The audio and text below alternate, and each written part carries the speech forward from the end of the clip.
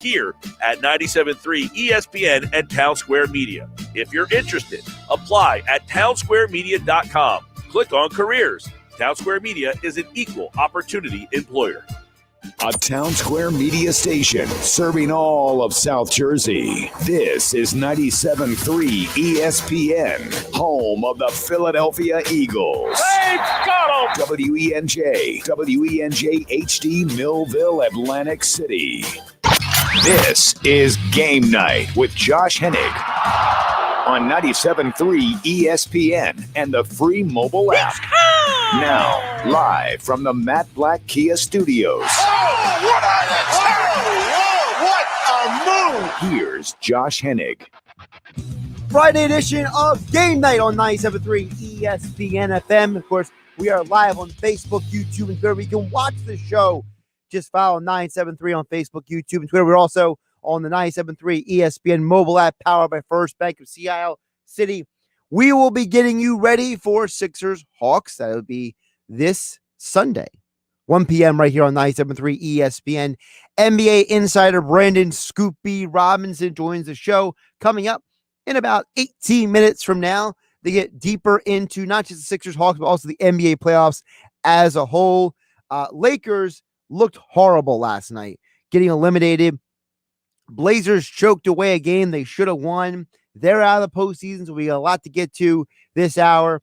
Of course, you could text in as well at 609-403-0973. To get the conversation, 609-403-0973. Also, we got to get to a little bit of Eagles conversation as well, because, you know, when we start looking at the Philadelphia Eagles and a couple different things, there are some things that we have to keep track of. But, of course, as always, you can join the conversation as well. Also, if you're watching on Facebook, YouTube, and Twitter, you can join the show in the comment section below. Interesting day, because Doc Rivers didn't give a specific update on Joel Embiid. It was more like he practiced but didn't really scrimmage, all this kind of stuff. And it seems like the Sixers are playing this shell game when it comes to Joel Embiid and his health. And I've got to wonder, as we think about this more and more, I'm starting to wonder if we just need to let the situation play out, because no Joel Embiid means one player has to step up more than anybody else. That player being Tobias Harris. I understand the Sixers are undefeated when Seth Curry scores at least 15 points, but when Tobias Harris had at least 20 points and 6 rebounds this year, the team won 70% of their games. Just a little over 70%, like 70.8, 70.9. So we know how important Tobias Harris is. And for this series against the Hawks, people keep asking the question, well, what about Trae Young? What about Trae Young? What about Tobias Harris? See, people forget that, yeah, you're worried about the other team, but the other team has to worry about you as well. Who on the Hawks is going to stop Tobias Harris? Who on the Hawks is going to stop the shooting of Steph Curry and Danny Green when Ben Simmons is setting them up? We act like that this is a one-way street when it comes to sports. I think that we overlook the reality that the other team has to play you as well. Listen, I'm not denying that you have to deal with Trae Young, but people act like the Hawks are this great defensive team because they beat the Knicks. The Knicks were a team that had one all-star in Julius Randle, who had a great year. Derrick Rose, who at this point was their number 2 scorer, and a bunch of dudes. They don't have a superstar. They don't have multiple all-star caliber players. They don't have multiple players who were proven time and time again to be commodities in this league. There is nobody on the Knicks on the level of Ben Simmons and Tobias Harris outside of Julius Randle. And even Randle's pedigree is subjective depending on who you ask. So I'm supposed to believe that the Hawks are just going to be some great defense against the Sixers? Based on what exactly? Okay, they've played better under Nate McMillan. Yeah, they've played better defense overall, but being better than horrible is still just average compared to league terms. You went from one of the worst defenses in the league to average or above average. Okay, great. But I still haven't heard anybody explain to me exactly how the Hawks are going to stop what the Sixers bring to the table. There's this attitude that the only player to worry about in this series is Trae Young. But yet the 76ers, without Joel Embiid in the regular season, went 10-11 without him in the starting lineup. If you include the postseason now, it's 11-11. And that's against the whole league, including teams like the Utah Jazz and the Clippers and the Lakers. It's not just against the Wizards and the Cavs, all right? There's this attitude out there that the Sixers can't win without Joel Embiid. And I think that's false. I think the numbers in the game show us that the Hawks are a beatable team. The Hawks are not invincible. I'm not saying it's going to be easy. I'm not saying it's going to be simple. I'm not saying any of that stuff. I'm just saying that can we stop acting like Joel Embiid was the only good player on the 76ers? Josh Hennig here on Game Night on 97.3 ESPN. Text board is open at 609-403-0973 for you listening on 97.3 ESPN FM, the 97.3 ESPN mobile app powered by First Bank of Sea City. All of you watching on Facebook, YouTube, and Twitter, you comment on the stream down below and follow 97.3 ESPN. I think when it comes to the NBA playoffs, as I mentioned before, we're seeing more and more that, at least in this postseason, teams are winning games more than individuals. Last night, I'm watching a Lakers game, and LeBron James and the Lakers looked absolutely pitiful, horrible, pathetic, disinterested for an entire half of basketball. And then the Lakers woke up in the second half and tried to act like we could turn on a switch. Well, guess what? You couldn't turn on the switch, okay? The switch never happened because you have to play a complete game. You can't just play one half of basketball and try to win. The Lakers team was ill-equipped to deal with Anthony Davis going down and LeBron James not being at 100%. That's LeBron's fault. That's the coaching staff's fault. And that is the GM's fault. The entire organization showed you how much of failures they are last night. And for how dismissive LeBron was after the game about what was going on there, okay? For as dismissive as he was about this season and going into next season, you kind of have to wonder, was he checked out last night?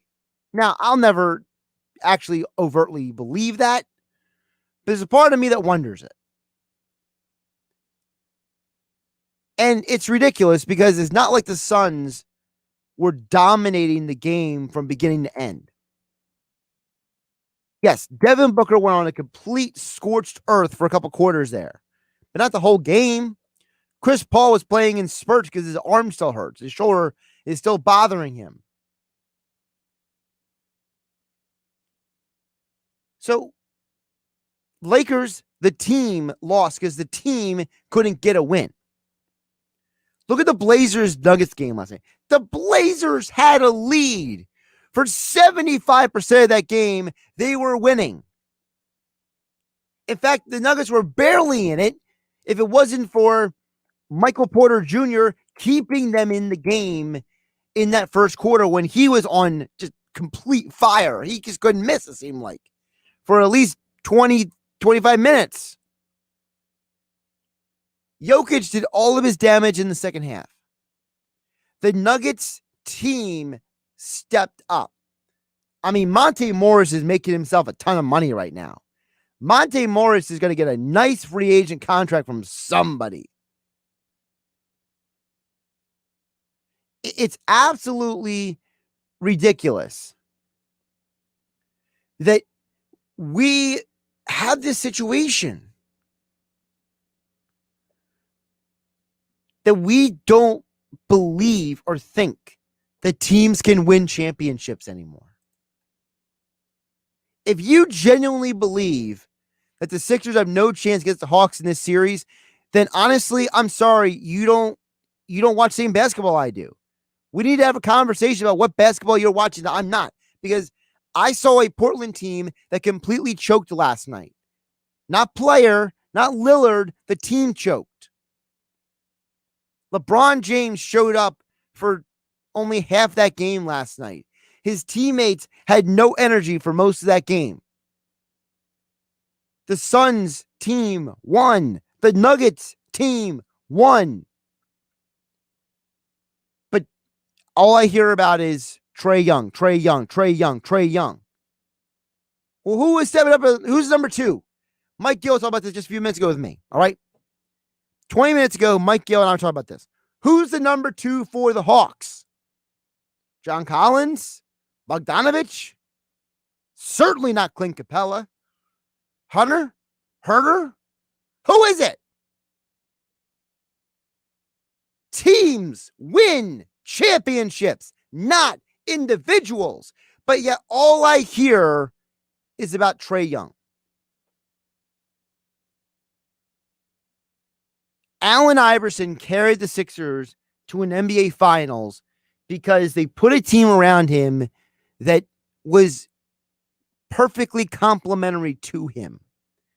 And outside of that, and LeBron James, a young LeBron James, dragging a poor Cavs roster to the NBA Finals, you can't name me anybody else in the last 20 years that has single-handedly carried a team to an NBA Finals.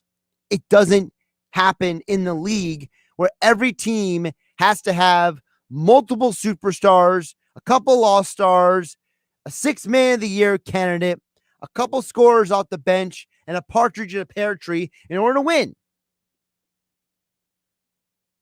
So when I tell you that the key for the 76ers is who is going to stop Tobias Harris and who is going to stop Ben Simmons and who is going to stop Seth and Danny and Tyrese and the rest of it, can the Hawks as a team slow down or stop the Sixers? I have trouble believing that.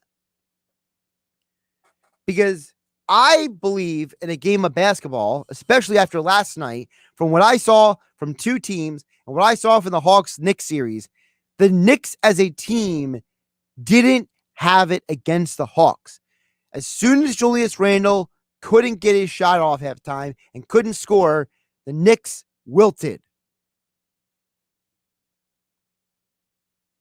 When you watch this Hawks-Sixers series, which starts this Sunday at 1 p.m., you can hear it all right here on 97.3 ESPN. Coverage begins at 1 p.m.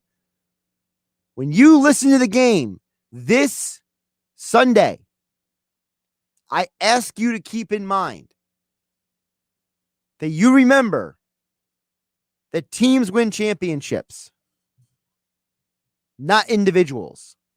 This isn't tennis. This isn't UFC. This isn't golf. Team sport. The Sixers have a better team than the Hawks do.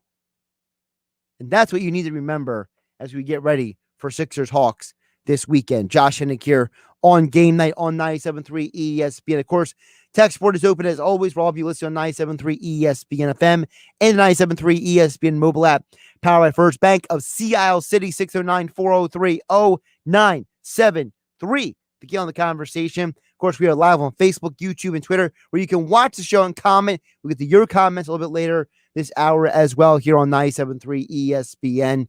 Of course, we have NBA insider from Bally Sports, Brandon Scoopy Robinson, joins us next to dig deeper into what's next for the Lakers. What does he think of the Sixers-Hawks series? We also will touch on the Nets versus the Bucks. I mean, that's going to be the series of all series. If I don't know anybody who loves or is interested in basketball who's not looking forward to Giannis and Middleton and Holiday versus Durant, Harden, and Kyrie. It's the ultimate showdown. And I can't wait for it.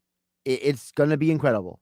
It's going to be awesome. It's the clash of the Titans. It's the two best teams in the Eastern Conference going against each other right now, because without Embiid, the Sixers are not in that category anymore. And until I see Embiid fully healthy on the court, I'm not making any assumptions or presumptions about the Sixers' chances this postseason. But what I do know is that as of right now, all three Nets superstars and the Bucks superstar plus his two all-star sidekicks are all healthy. It's the two-time MVP versus two MVPs in Durant and Harden. I can't wait for it. It's gonna be awesome. So we will get to that and more coming up here on Game Night on 97.3 ESPN. Yours truly, Josh Hennig, hanging out with you at Josh Hennig on Twitter. NBA insider Brandon Scoopy Robinson next. The NBA playoffs continue. Spins in the lane, beautiful move, and he lays it in. Triple-double for Giannis Antetokounmpo. Giannis and the Bucks, fresh off a first-round sweep, head to Brooklyn to face Harden, Durant, Kyrie, and the Nets. Get your popcorn ready. Offense versus defense. Cross-court Irving, left corner three, good! The Bucks and Nets. It's game one of the Eastern Conference semifinals. Coverage begins tomorrow at 7 Eastern on ESPN Radio. It's the NBA on 97.3 ESPN.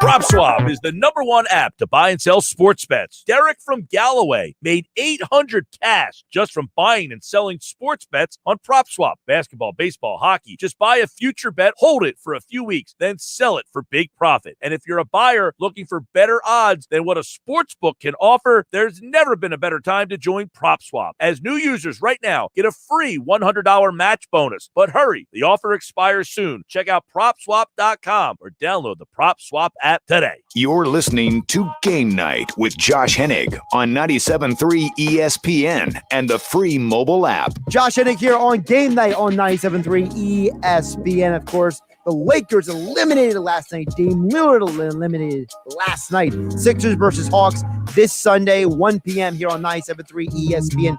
And joining me right now on the Boardwalk kind of hotline, the man, the myth, the legend, NBA insider Brandon Scoop B Robinson, working with Bally Sports. Follow him at Scoop B on Twitter and Instagram. My friend Brandon, how you doing today? I'm doing good. How you been? I'm doing pretty good. You know, the NBA playoffs are hot and heavy underway, so you can't complain when that's going on. At least we feel some sort of normalcy in our world with the playoffs going on. But what's not normal, I got to talk to you about, is LeBron James eliminated in the first round. The first time he's been eliminated in his own conference since him and Shaq were playing on the Cavs together. It's been a really long time. So I got to get your thoughts. What is the deal with this Lakers team?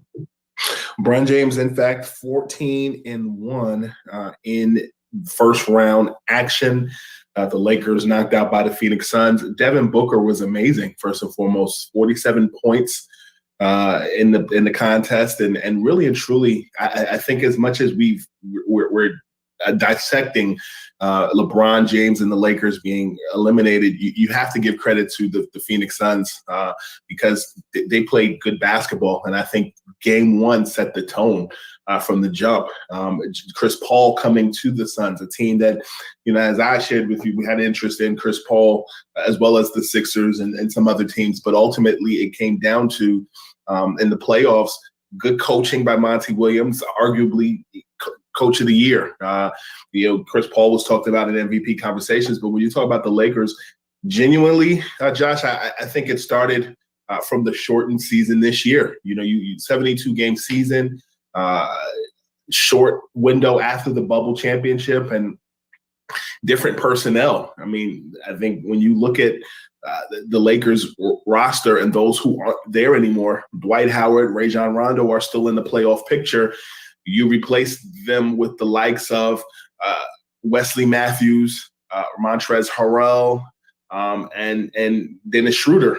And you're seeing why sometimes you have to overpay for talent. I'll continue to say that because when you overpay, you know the results you're getting. I like Wesley Matthews. I like Dennis Schroeder. I like Marc Gasol, but also JaVale McGee was out of the picture. So you transformed from a defensive-minded, fast break team to a team that plays in a half-court set a lot, and you're depending heavily on Kentavious Caldwell-Pope and Kyle Kuzma as your supporting cast to LeBron James and Anthony Davis, who, oh, by the way, have been hurt off and on throughout the course of the season. So it's a lot to dissect there, and we don't have the amount of time in the segment needed to adequately, put out there what needed to have been different. Well, with that being said, then, which roster do you think gets the most turnover this offseason? The Lakers or the Blazers? The Lakers. The story that I put out today will explain a lot. The Lakers, one of the key names that the Lakers will be looking at this offseason is one in Kelly Oubre, currently an unrestricted free agent, Golden State Warriors. He will command anywhere from 20 to 30 million. So in order to make that happen, there'll have to be some sign and trades on the docket in that regard. He's one of many players that the Lakers will be looking at. And then, you have a ton of unrestricted free agents this summer. Jared Dudley, as well as Alex Caruso. And then I know that Montrezl Harrell has a player option, and I know that, Costas Antetokounmpo is another guy that's, a free agent. So there's a lot that they're going to have to figure out in the offseason. Then McLemore, all those different pieces. And you're going to have to add on to Anthony Davis and LeBron James. So Kelly Oubre will be a name that will be paid attention to. You can check out my column at BallySports.com. But in addition to that, when you do look at, I want to address the Blazers. The Blazers are going to have to analyze how they can make a deal for Kevin Love happen. And I know that Kevin wants out of Cleveland, but it has to be the right fit and it has to be mutually beneficial for both teams. I don't know if the buyout is a realistic opportunity for him to find greener pastures as a role player to Damian Lillard. I know that he's done interviews recently that have intimated that he'd like to be teammates with Damian Lillard, but ultimately it comes down to a viable star that plays alongside Damian Lillard. Damian Lillard brings the main course to dinner every night, but you got to have somebody who's holding their end of the bargain with dessert, mimosas, appetizers, hot chocolate and coffee. He just can't be bringing the main course and people getting full and falling asleep and going home. Portland needs help. Absolutely. Brandon Scoop B. Robinson, NBA insider, joining us here on the Boardwalk on the Hotline here on Game Night on 97.3 ESPN, at Scoop B on Twitter and Instagram for the full Scoop B experience. Let's jump back over to the East. Obviously, the Sixers, they get to the second round, but Embiid. Sixers keep saying he's day to day, but we've had an orthopedic surgeon tell us here at 97.3 that the injury is a 2 to 4 week injury, based on the description. So what is your expectation for a Sixers team without Embiid going against this budding superstar known as Trae Young, who is just scorching across the sky like just a blaze of light? Yeah, well, a 2 to 4 week window that has been discussed from medical experts that I've spoken to. They've said the same thing. But ultimately, it comes down to comfortability and fit. I say that to say we saw last night how Anthony Davis, completely different injury than Joel Embiid, but tried to rush back and be, an asset to that team. And, the Sixers are in a very different position than the Lakers at this point. But I think the good insurance policy that the Sixers do have, however, is that Dwight Howard is the insurance policy needed for his absence, his brief absence. And if I can make a comparison, you looked at the Lakers roster last year, and there were points where Anthony Davis was out, and Dwight Howard did more than hold his end of the bargain in his absence.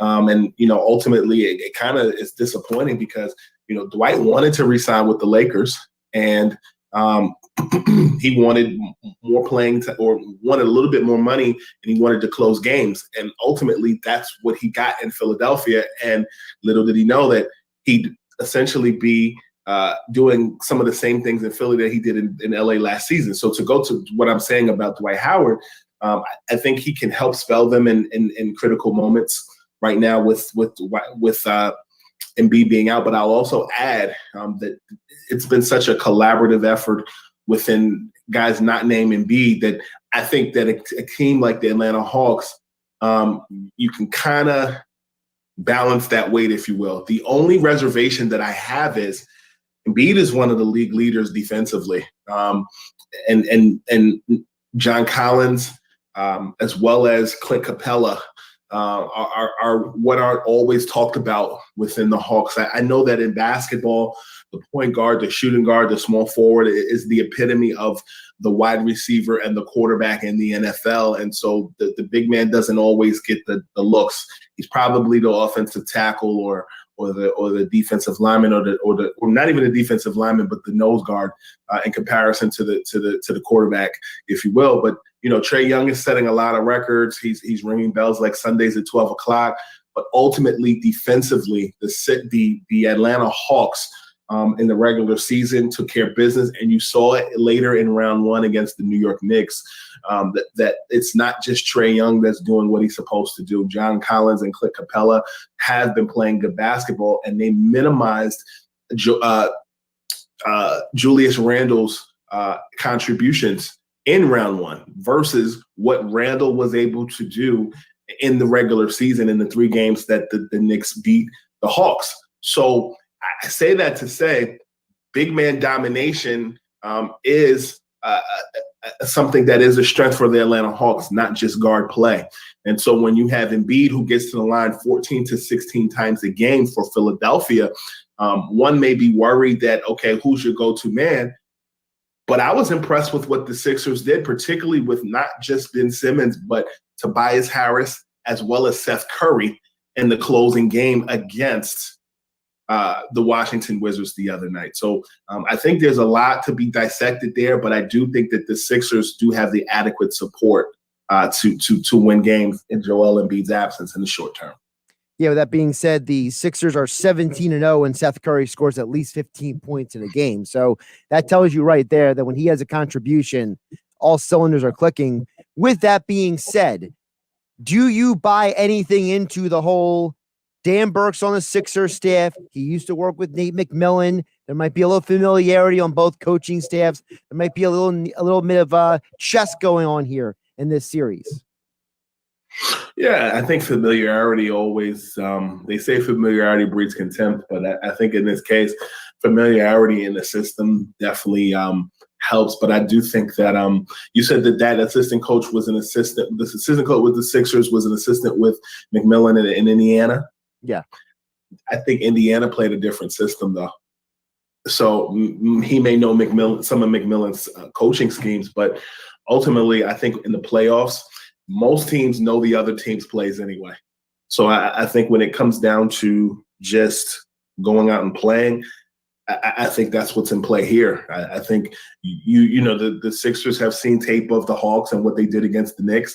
The Hawks have seen tape of what the Sixers did against the Wizards, and they have tape to go on by the regular season. I think ultimately it's going to come down to just putting points on the board, defensive stops, and more and less about coaching philosophy, because even within them seeing them play each other in the regular season by game 1 or game 2 in a playoff series, you know what teams are running because you're looking at tape intimately. And, I remember during my childhood reporting days with the Nets when they were in New Jersey and being in the Bulls locker room during the Last Dance Bulls era and the Bulls playing the Nets and sitting in the locker room and Dennis Rodman and Ron Harper and Scotty and Michael were sitting in the visitors' locker room watching Nets tape from the game before. You're familiar because you have the tape to support it. So, I think when it comes down to it, I think coaching, you kind of know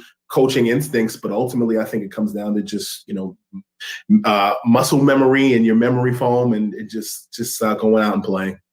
Couple more for Scoop B. Brandon Robinson, NBA insider at Scoop B on Instagram and Twitter. Of course, he's also working with Bally Sports. Check out his work over there. Joining us here on Game Night on 97.3 ESPN.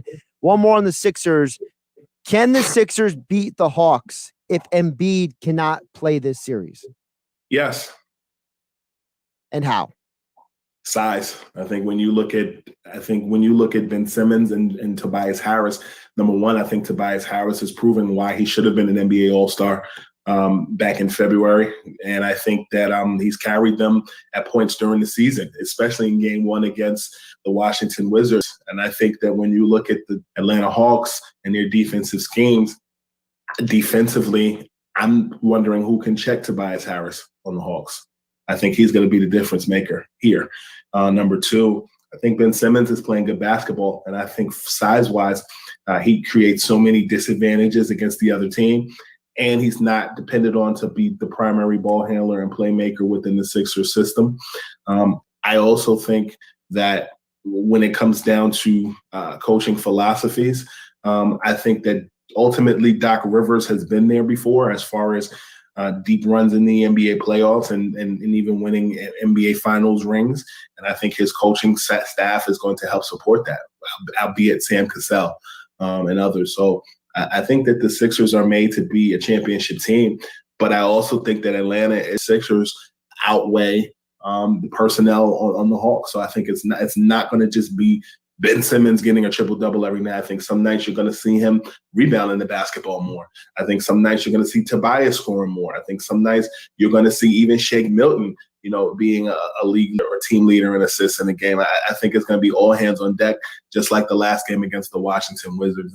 And I think that the Hawks can compete, I think that the Sixers can compete with it in the last game, particularly with Embiid being out. Guys like Daniel Gafford, guys like Robin Lopez, guys like even Rui Hachimura benefited from Embiid being out. But I think that, collaboratively, the smaller guys played a brand of basketball that combated big man ball on the Washington side. And I think some of those same schemes, will be a benefactor in round 2 against the Atlanta Hawks. I saved the best for last because obviously the series that everyone is looking forward to. If you love basketball, how can you not be looking forward to Nets versus Bucks? And depending on which side of the fence you're on, this is the ultimate, but it feels like hero versus villain, right? This is Optimus Prime versus Megatron. This is Captain Marvel versus Thanos. This is Superman versus Black Adam. It is the two powerhouses of the NBA. Most people consider going head to head. I think the series is going 7 for sure. How do you view this series? Yeah, I'd see it go 6 or 7 as well. 7, you're saying 6 or 7, I say. But I think when you look at this series, the Milwaukee Bucks are not what they were last year. I mean, number one, they got the monkey off their back and beating the Miami Heat in round 1 after losing to the Heat last year. They have added pieces. I think as much as folks pay attention to what is the behemoth of Giannis Antetokounmpo from Milwaukee, there are some added pieces that those who like the Nets should be a little nervous because while Chris Middleton and Giannis are the big two, former Sixer Drew Holiday has come into the fold and played great basketball for the Milwaukee Bucks. But I'll add this. Bryn Forbes is nothing to be played with. And I'll be honest with you, I like the added pieces of PJ Tucker. I like the added piece of Bobby Portis, as I call him, OG Bobby Portis. But also, I think that there's a level of mental toughness that has permeated the Milwaukee Bucks that wasn't there a year or two ago. I'll trade a second-round appearance in the NBA playoffs over 2 MVP awards if I'm Giannis Antetokounmpo. But I think that the added personnel and the 5-year extension that he signed definitely frees him to just be more of the creative than being the curator, the manager, the cook, the person who's holding the venue or owning the venue. He's just allowed to be the artist and the art exhibit, and I think it's great to see. But on the other side of the basketball, the Brooklyn Nets, I think one of the things that's benefited them is the fact that they're a second seed and the fact that they had that week off during the play-in tournament to kind of get additional rest and get practice in between. When I look at the Nets, one of the things that many people think are a glaring hole is the big man position and versus Milwaukee, who has Giannis as their starting 4 and Brook Lopez is their starting 5 versus Nick Claxton, who the world is beginning to get more familiar with, blonde hair, but also at points during the season, a force to be reckoned with.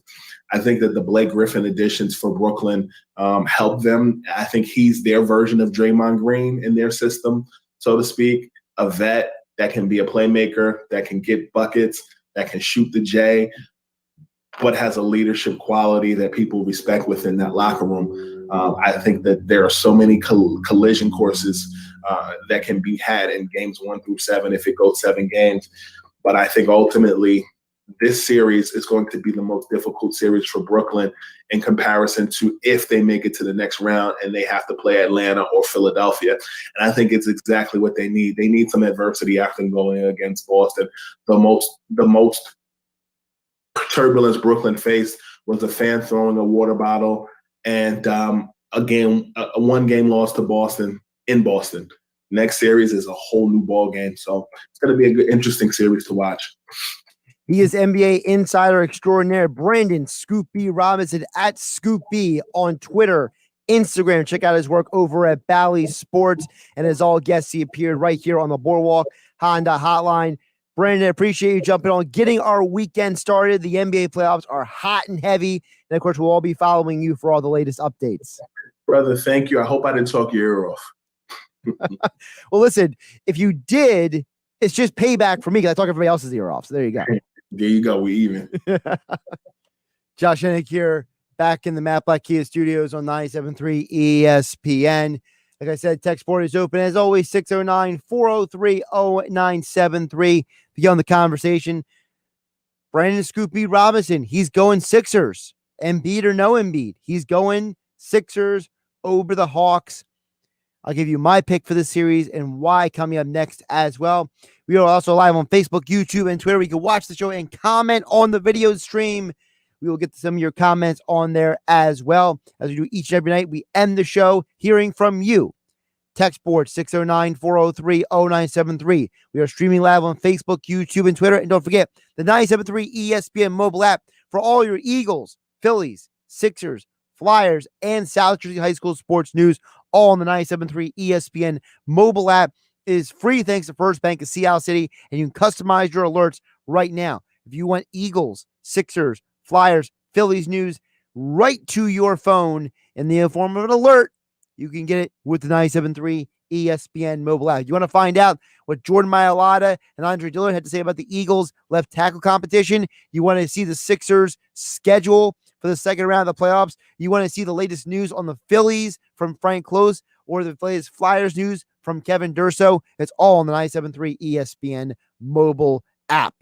It's Sixers playoff basketball. Sunday afternoon, right here on 97.3 ESPN, with the voice of the 76ers, Tom McInnes, calling all the exciting play-by-play action. Maxey steals the ball. Maxey on the run with Westbrook there, and he jammed it. It's Sixers Hawks Game 1. Sunday afternoon. Coverage begins at 1 p.m. It's Philadelphia 76ers playoff basketball, and it's only on South Jersey's official Sixers station, 97.3 ESPN.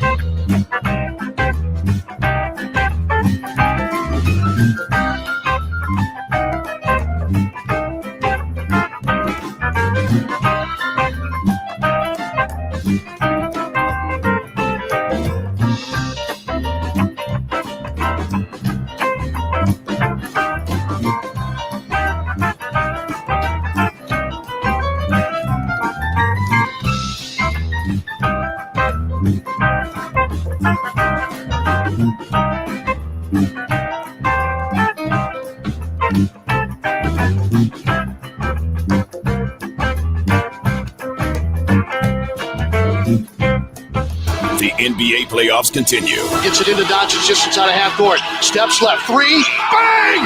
The Mavs bounce back from dropping 2 straight to retake the series lead 3-2. Now Kawhi Leonard and the Clippers face a must-win Game 6. Will they survive to force a Game 7? Leonard around to the top. Pulls up from 15 and knocks it down. Kawhi Leonard. The Clippers and Mavs, Game 6, tonight at 8:30 Eastern. The NBA playoffs exclusively on 97.3 ESPN FM, South Jersey's sports leader. Now, more Game Night with Josh Hennig on 97.3 ESPN and the free mobile app. Josh Hennig back here on Game Night on 97.3 ESPN FM, the 97.3 ESPN mobile app. And we are live on Facebook, YouTube, and Twitter, where you can watch the show, join the conversation right here on 97.3 ESPN. Also, hope you're all staying safe out there. Another band of thunderstorms is plowing through the region. Very tempered. Looks like it's only going to be here for a little bit. I heard a thunder a little bit outside before we came back from break. But the storm will be pretty much gone between 7 and 8 o'clock, depending on where you are in New Jersey. So hope everyone's staying safe out there. If you're out on the roads, you're out and about. But the storm will pass. That's the good news. I told you guys I'd give you my prediction for the Sixers-Hawks series. I think the 76ers win the series in 7 games. And I think it happens that way for 2 reasons. One, because I think the Sixers lose a couple games down in Atlanta. I don't think that they can win those games away from home without Embiid. I think that not having Embiid is really going to come back to haunt them the most when they're not at home. You've heard me talk about the fact that role players play their best on their home court. They play best in front of their home fans in the comfort, the confines of their own building. So historically, we know that if you are a home team, you typically play better. And so I think there's something to be said for the fact that you have a situation where I don't think the Sixers can go down to Atlanta and win all of those games. Okay? I don't think it's a coincidence that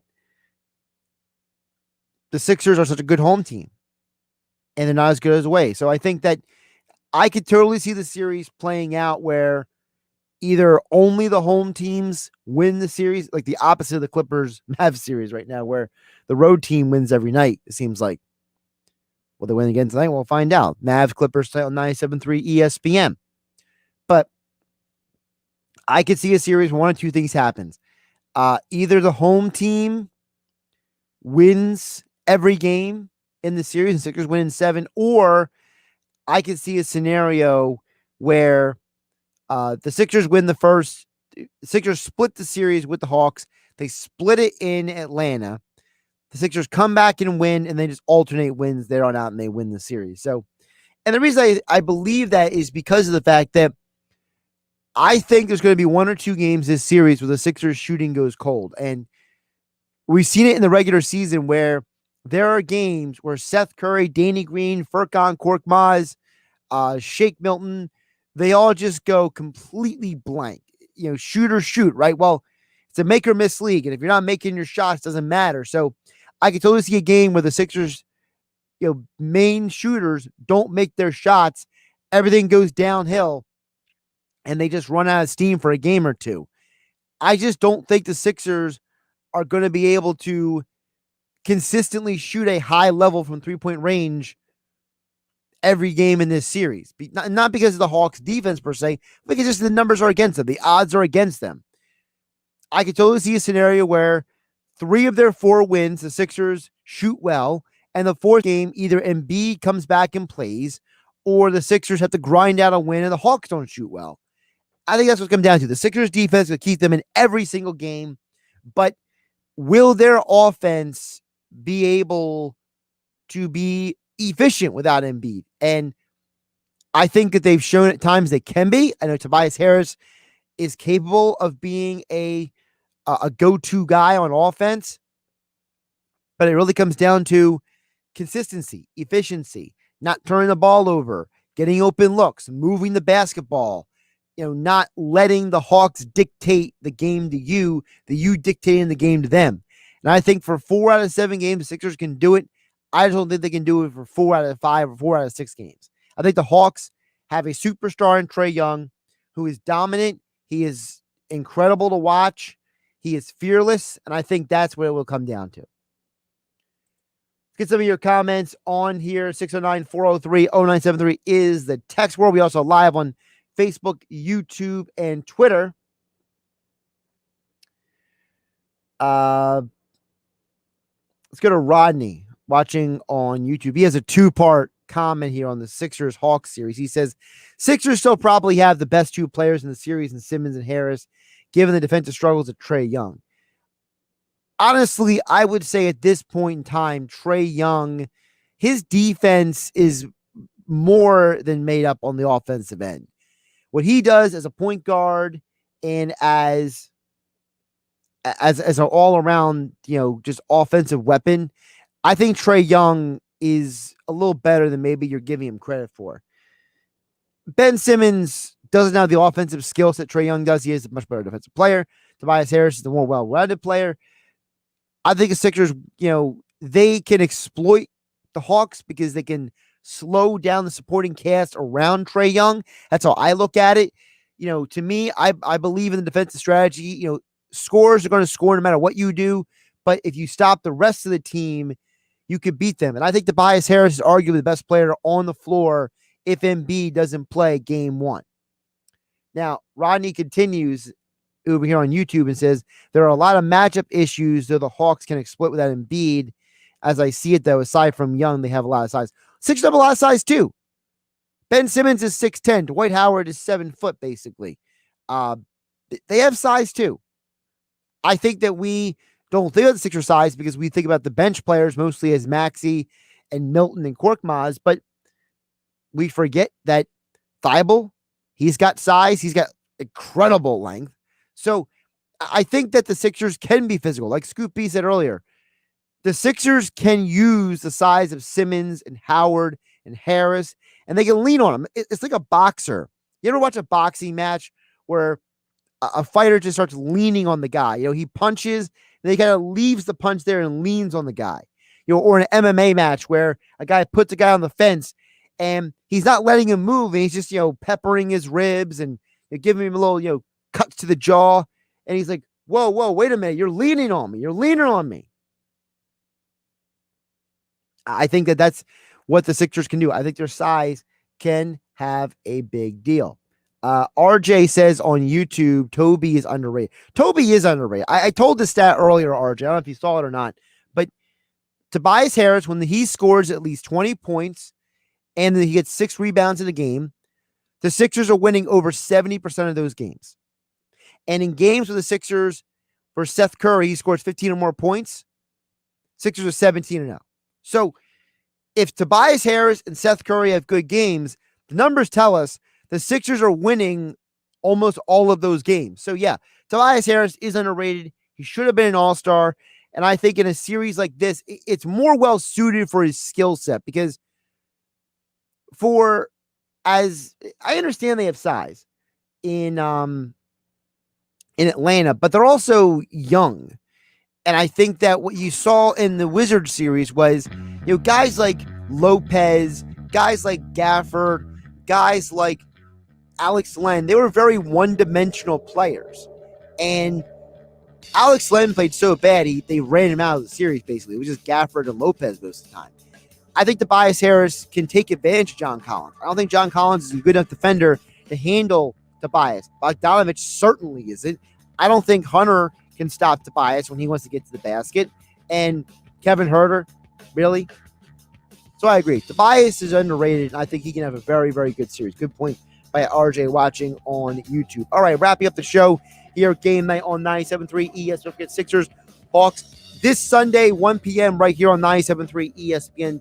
Tom McGinnis on the call. Tomorrow on 97.3 ESPN, we have the Locker Room with Billy Schwein from 10 to noon. I'll be back on at 12 p.m. for Sports Bash Saturday. See you then. Saturday in the locker room with Billy Schweim, Scotty McKenna will talk about the Sixers-Hawks matchup and Embiid's knee injury with orthopedic surgeon Pat Zukic from Virtuous Sports Medicine. We'll recap the Phillies Nationals Friday night action. Then we'll hear from Jeffrey Nash from FastLaneHandicapper.com. Jeff will preview the Belmont Stakes, the third leg of the Triple Crown. All the action starts Saturday morning from 10 a.m. to noon in the locker room with Billy Schweim on 97.3 ESPN and the mobile app.